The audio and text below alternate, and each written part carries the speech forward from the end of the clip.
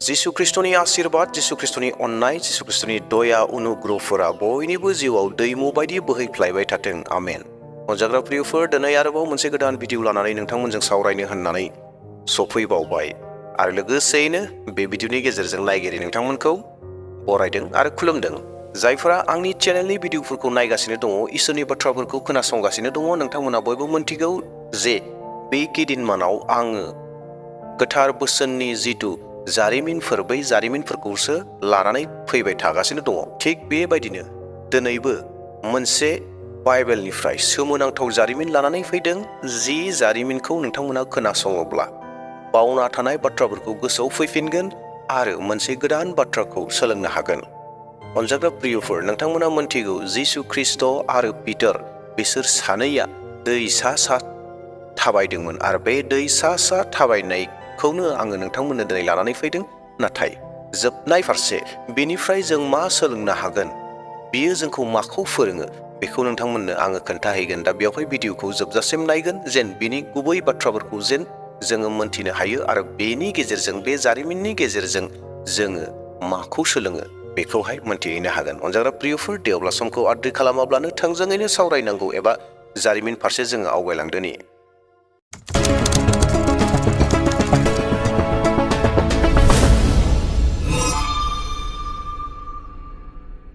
जि जारिमिना जागायजेनो जेब्ला 5,000 मानसिफोरखौ जिसु ख्रिस्टआ ना मानै आरो गुरबा फिथाखौ जाहोखांबाय, उदै बुंहोजोब्बाय आरो बोसोनफोरखौ बुंखांजोब्बाय। बिनि उनावहाय सान हाबनायनि बेला फैबाय। बै समावहाय जिसु ख्रिस्टआ गावनि चेलाफोरखौ बुंदोंमोन जाहैबाय जे नावआव गाखोनानै लैथोनि बारै बै फारसे ओंखारहैदो होननानै। जिसु ख्रिस्टआ गावनि चेलाफोरखौ थोनहरजोब्बाय आरो बेनि उनावहाय जि दाफाफोर दङमोन, सुबुंफोर दङमोन, बै सुबुंफोरखौबो जिसु ख्रिस्टआ गासैखौबो गावबा गाव न'आव थांनो थाखाय थोननायसै आरो दाफाफ्राबो जिसु ख्रिस्टआ जेरै बुंदों बेबायदिनो गावबा गाव न' फारसे ओंखारलांजोबनायसै। जेब्ला दाफाफ्रा गावबा गाव न'आव थांजोब्बाय, बेनि उनावहाय जिसु ख्रिस्टआबो आरोबाव आर'ज खालामनो थाखाय हाजो फारसे दावखोलांबावबाय आरो बै मोनाबिलिनि समाव जिसु ख्रिस्टआ आर'ज खालामनो थाखाय हारसिङैनो दङमोन आरो गालफारसे जिसु ख्रिस्टनि जि चेलाफोर दङमोन, बै चेलाफोरखौ जिसु ख्रिस्टआ लैथो बारै बारलांनो होदोंमोन। आरो बै समावहाय मा जाखो?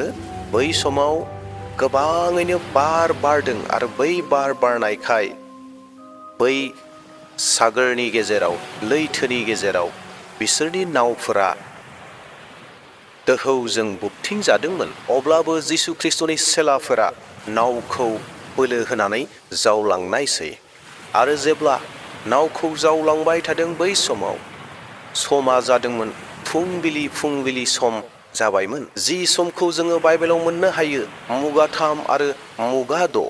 बे समाव जिसु ख्रिस्टआ दैनि सा सा थाबायनानै बै चेलाफोरनि फारसे दावखोबोबाय थादोंमोन। जि समाव जिसु ख्रिस्टआ दैनि सा सा थाबायनानै चेलाफोरनि फारसे फैबाय थादोंमोन, बै समावहाय चेलाफोराबो नावखौ जावगासिनो दङमोन आरो बै समाव जिसु ख्रिस्टनि चेलाफोरा जिसु ख्रिस्टखौ नुहरदों जे सासे मानसि फैगासिनो दङ, दै सा सा थाबायनानै फैगासिनो दङ, बेखौ जिसु ख्रिस्टनि चेलाफोरा नुहरदों। नाथाय बिसोरनि गोसोआव मा बाथ्रा फैदों? बे जाहैबाय भुतसो, बियो भुतसो आरो बिसोरो भुतसो होननानै बिसोर गोबां गिबाय, बेयावहाय गाबख्रावबाय, गावजों गाव हाखा दावरा जाबाय। बेनि उनाव जिसु ख्रिस्टआ बिसोरनि गिनायखौ नुहरदों, बिसोरनि गिख्रंनायखौ नुहरदों, बिसोरनि हाखा दावरा जानायखौ जिसु ख्रिस्टआ नुहरदों। बेनिफ्राय जिसु ख्रिस्टआ राव हरनायसै, दागि आंसो। जेब्ला जिसु ख्रिस्टनि बे बुंनाय बाथ्राखौ आंसो दागि होननायखौ खोनाबाय, अब्लाना चेलाफोरा, जिसु ख्रिस्टनि चेलाफोरा गोसोआव गोजोननाय रंजानाय मोनबाय जे बियो भुत नङा, जिसुसो होननानै।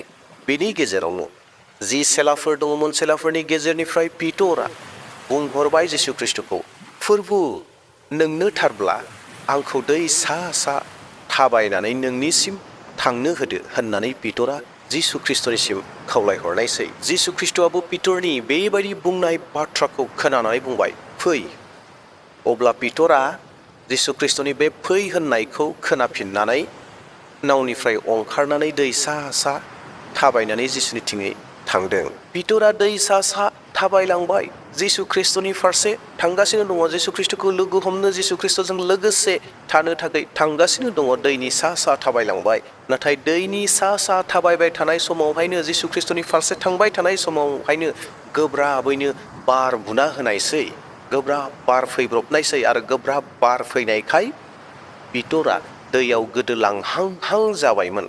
डेट मिन्स थाबायबाय थानायनिफ्राय गोग्लैनानै दै फारसे हाबलांसिगौमोन। आरो बै समावनो पितरा जिसु ख्रिस्टखौ गाबज्रिनानै ओरैहाय होनबाय, "अ फोरबु, आंखौ बासायदो" होननानै पितरा जिसु ख्रिस्टखौ बुंनायसै एबा जिसु ख्रिस्टनियाव खावलायहरनायसै। पितरा थैनोसैमोन। पितरा लैथोआव हाबसोलांनोसैमोन। अबस्था गैलामोन। आरो बै समावहाय जिसु ख्रिस्टआ गोख्रैनो आखायाव हमहरबाय। आरो बिनि उनावहाय जिसु ख्रिस्टआ बुंनायसै, "अ इसेल' फोथायग्रा, नोङो मानो गोनो गोथो खालामो?" जिसु ख्रिस्टआ बेबायदि होननानै पितरखौ रायदों, "अ इसेल' फोथायग्रा पितर, नोङो मानो गोनो गोथो खालामखो? नोंनि गोनो गोथो जानायाव, नोंनि गोनो गोथो जानायखायसो नोङो दै सिङाव हाबलांसिगौमोन। नङाब्ला नोङो थाबायनो हागौमोन। बे बारा नोंखौ जेबो खालामनो हानाय नङामोन" होननानै जिसु ख्रिस्टआ पितरखौ रायबाय। उनावहाय जिहेतु जिसु ख्रिस्टआ पितरखौ हमखांहरबाय, बिनि उनाव बिसोरो नावआव सानैबो गाखोफिनबाय। बिनि उनावहाय जिसु ख्रिस्टनि बे गोहोखौ नुनानै जिसु ख्रिस्टनि गासैबो सेलाफ्रा जिसु ख्रिस्टखौ खुलुमदों। आरो जिसु ख्रिस्टनि सेलाफ्रा जोबनायाव ओरैहाय बाथ्रा बुंमारबाय, "नंथारगौयै नों इसोरनि फिसाज्ला मार्ट" होननानै जिसु ख्रिस्टनि सेलाफ्रा जिसु ख्रिस्टखौ बुंनायसै। बिनि उनावहाय बिसोरो जयैनो गेनेसारेताव ओंखारलांदों। बेखिनियावनो बे जारिमिना जोबनानै थाङो। आरो बिनि उनावहाय आलादा जारिमिन मोनसे फैयो। अनजागा ख्रिस्ट' प्रियफोर, बे जारिमिननिफ्राय जोङो सोलोंनांगौ बाथ्राया बेसो, जोंनि जिसु ख्रिस्टजों जिथु हान्थिनाय लामा, जिसु ख्रिस्टजों जिथु थांना थानाय ख्रिस्टियान जिउ, बे ख्रिस्टियान जिउआव अनेक रोखोमनि खैफोदफोरा फैगोन। नाथाय जिसु ख्रिस्टआ बुंदों, बैफोरबायदि खैफोदनि समावबो दागि आं दं होननानै। जेरैहाय पितरखौ बुंदोंमोन, पितरनि लागै दैनि सायाव थाबायनाया मोनसे गिदिर जेंना।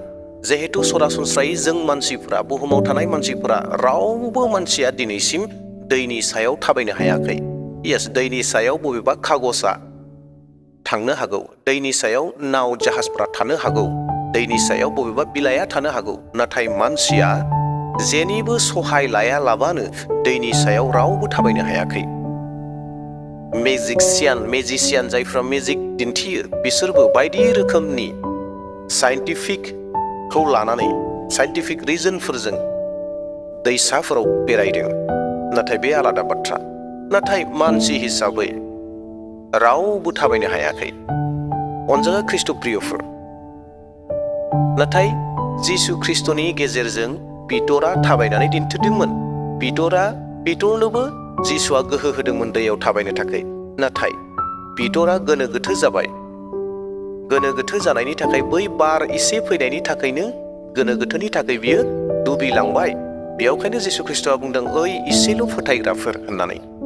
दा बेयावखाय अनजागा ख्रिस्ट' प्रियफोर, जों सोलोंनांगौआ, जोंनि जिसु ख्रिस्टजों थांना थानायाव, जोंनि जिसु ख्रिस्टजों थानायाव, जिसु ख्रिस्टखौ खुलुमनायाव, ख्रिस्टियान जिउ खुंनायाव जोंनियाव समस्याफोर फैगोन, जेंनाफोर फैगोन, प्रब्लेम्स फैगोन, बायदि रोखोमनि थाखा फैसानि जेंना फैनो हागौ, बेरामफोरनि जेंना फैनो हागौ, पार्सनेल लाइफनि जेंना फैनो हागौ, बेफार फालांगिनि जेंना फैनो हागौ, साख्रि बाख्रिनि जेंना फैनो हागौ, बायदि रोखोमनि। नाथाय बैबायदि समावहायबो जिसु ख्रिस्टआ बुंदों, "दागि अ इसेल' फोथायग्राफोर, दागि आं दङ" होननानै।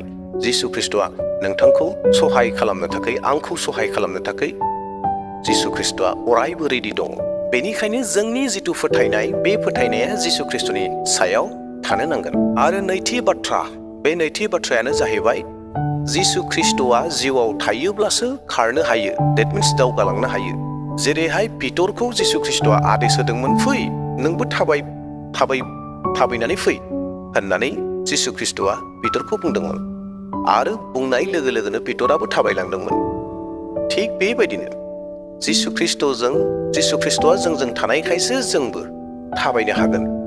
आत्मिक जिउआव जोङो जौगालांनो हागोन। अनेकजों सैतानजों दावहा नांलांनो जोङो हागोन जिसु ख्रिस्टजों थायोब्लासो। नाथाय जिसु ख्रिस्टजों जों थायाब्ला गोदोलांगोन। जेरैहाय पितरा गोनो गोथो जानाय लोगो लोगोनो गोदोदोंमोन, बार फैनाय लोगो लोगोनो बिनि सिन्ता भाबनाफ्रा आलादा जादोंमोन, बेनिफ्राय फोथायनाया गैया जालांदोंमोन। थिग बेबायदिनो जिसु ख्रिस्ट'आ जोंनि जिउआव गैयाब्ला जोंबो डुबिगोन। जिसु ख्रिस्ट'जों लोगोसे थायोब्लासो नोंनि स्पिरिचुवेल लाइफनि हान्थिनाया मोजांनिख्रुइ मोजां जागोन आरो नोंनि बुहुमाव थांना थानाय जिउआ साबसिननिख्रुइ साबसिन जागोन। बेयावखायनो इसोरनि बोसोना ओरैहाय बुंदों, इब्रायारि 11:10, फोथायालाबा इसोरखौ रावबो खुसि खालामनो हाया, मानोना इसोरनियाव फैनायफ्रा इसोर दङ होननानै फोथायथारनांगोन आरो जायफ्रा बिखौ नायगिरो बिसोरो बिखौ मोनो। प्रेज द लर्ड।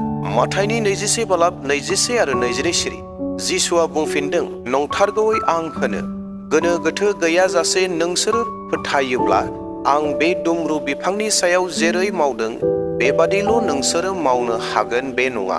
नोंसोरो बे हाजोखौ बुङोब्ला, हाजो गुबुनानै लैथोआव गोग्लैहै, अब्ला बियो लैथोआव गोग्लैहैगोन। नोंसोरो फोथायब्ला नोंसोरो जेखौ हास्थायनानै आर'ज खालामगोन बेखौनो मोनगोन। प्रेज द लर्ड। इसोरनि बाख्नायजानाय जाथों।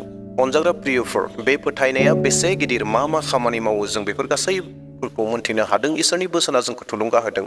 बेयावखायनो जिसु ख्रिस्ट'आबो पितरखौ बुंदोंमोन, इसेल' फोथायग्रा मानो गोनो गोथो खालामो, इसोरनियाव फोथाय होननानै जिसु ख्रिस्ट'आ बुंदोंमोन। दा बेयावहाय अनजाग्रा ख्रिस्ट' प्रियफोर, जोंबो जिसु ख्रिस्ट'नियाव फोथायनि। बे जिसु ख्रिस्ट'आ जोंखौ सहाय होगोन। बे जिसु ख्रिस्ट'आ जोंखौ सोरगो रायजोआव लांगोन। बे जिसु ख्रिस्ट'नियाव जों गासैखौबो मोननो हायो। प्रेज द लर्ड।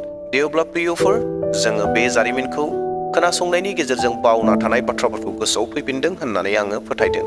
इयुननि समाव मोनसे गोदान टपिक लाना फैफिनबावसिगोन। दिनैनि थाखाय बेसेबां दोनथ'बाय। प्रेज द लर्ड। हालेलुया। जय मसीह होनना भिडिअखौ बेसेबांनो फोजोबबाय। आमेन।